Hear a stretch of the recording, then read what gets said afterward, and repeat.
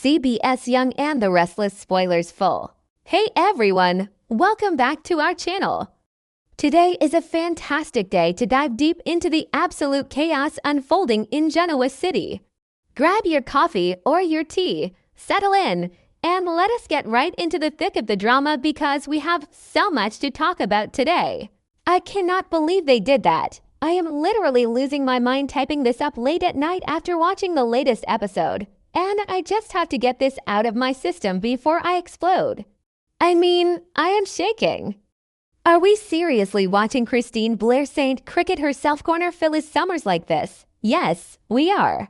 And I am so completely overwhelmed with emotions that I do not even know where to begin. But I am gonna try to break this down because the sheer audacity of this storyline is off the charts. Because this is not just some random business dispute. This is the culmination of decades of hatred. And I am sorry, but seeing Christine sit across from Phyllis on Tuesday, looking all smug and victorious, made my blood boil. Phyllis is completely backed into a corner. There is no charm, no manipulation, and absolutely no last-minute plot twist that can save her right now. She is staring down the barrel of a prison sentence, and the woman holding the gun is the one person she has underestimated her entire life. Wait, I am getting ahead of myself. Okay, back to the point. Let us talk about the history here because I was reading some comments online and I saw someone say, "It is disgusting. Weren't they best friends before?" Am I the only one who remembers the 90s? Are you kidding me? No, they were never best friends. I mean, I know some newer fans might be confused by the dynamic, but these two have been mortal enemies since the dawn of time. Phyllis literally ran Christine over with a rental car. She stole Danny Romalotti. They have despised each other for decades. So the idea that this is some betrayal of a deep friendship is just kinda hilarious to me. But what it is a deeply personal, obsessive vendetta. And that is exactly why this whole thing is so wild. I have been watching since 2015 and this is the worst, yet kinda the best, thing they have done with these two characters in years. Christine has been quietly waiting in the shadows. She has been watching every single misstep Phyllis has made, silently building her case, and just waiting for the perfect moment to strike. Cricket has been patient, Cricket has been quiet. But Cricket does not want to do either of those things anymore. She is going for the jugular, and she wants to lock Phyllis in a cage forever. So Tuesday happens. The tension in that room was so thick you could cut it with a chainsaw. Phyllis is sitting there, realizing that Christine actually holds all the cards. And what are those cards? Fake emails. This is where I start to lose my mind. Victor Newman, the great and powerful Victor, wants Summers' corpse so badly that he is willing to manufacture fake evidence to get it. And he knows exactly who to hand that evidence to. He knows Christine hates Phyllis with the fire of 1,000 suns and will not look too closely at how the evidence was obtained. I mean, I love Victor. He is a legend and the patriarch of the show. Actually, no, wait. I hate him right now. I completely hate him for this.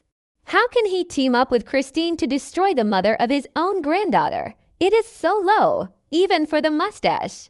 The alliance between Victor and Christine is the mastermind plot of the century, and it is entirely designed to put Phyllis in prison for the rest of her life, and Christine is just eating it up.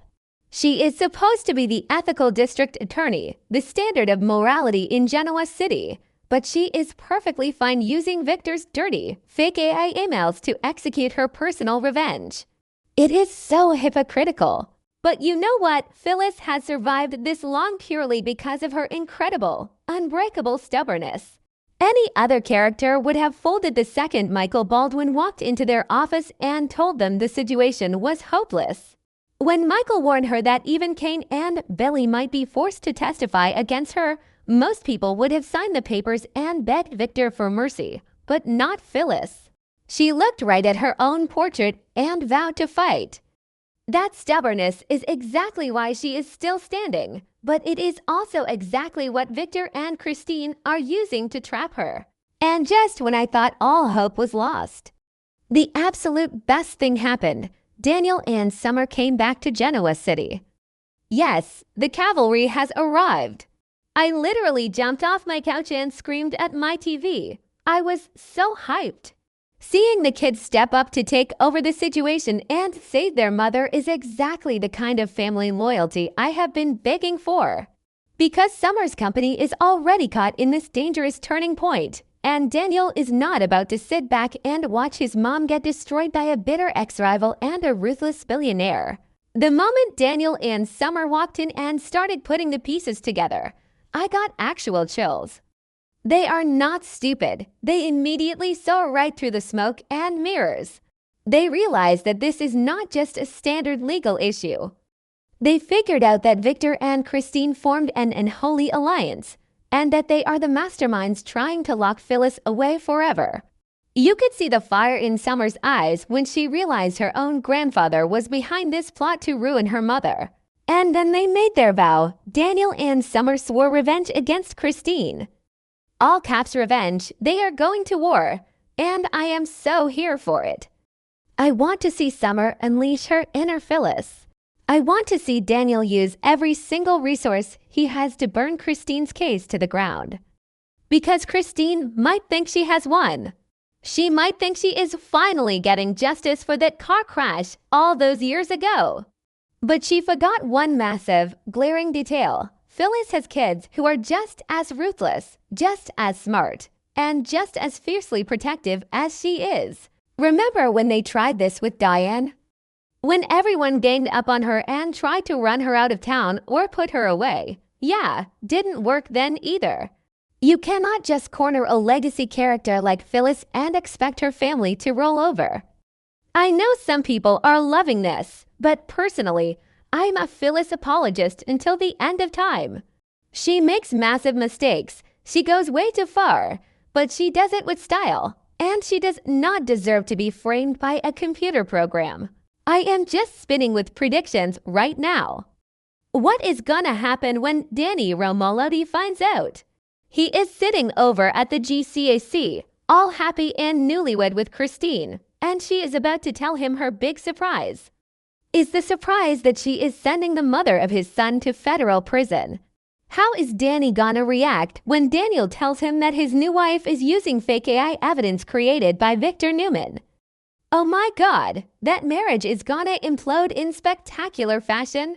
I am calling it right now. Danny is gonna turn on Christine, and it is gonna be the most satisfying thing ever. I am so emotionally invested in this storyline that I feel like my own family is under attack. I want to see Summer march right into Newman Enterprises, look Victor dead in the eye, and tell him that if he does not call off his attack dog, she will burn his empire down. I want to see Daniel confront Christine and tell her that if she goes through with this, she will lose him forever, and she will lose Danny too. The stakes have literally never been higher. So yeah, I am gonna be thinking about this all night. I am half celebrating because the drama is so good, and half complaining because my favorite character is suffering. Christine really thought she had the perfect plan, but she just woke a sleeping giant. The Summers family is about to show her exactly why you do not mess with them. Let me know what you guys think, because I definitely need to share this with people who get it.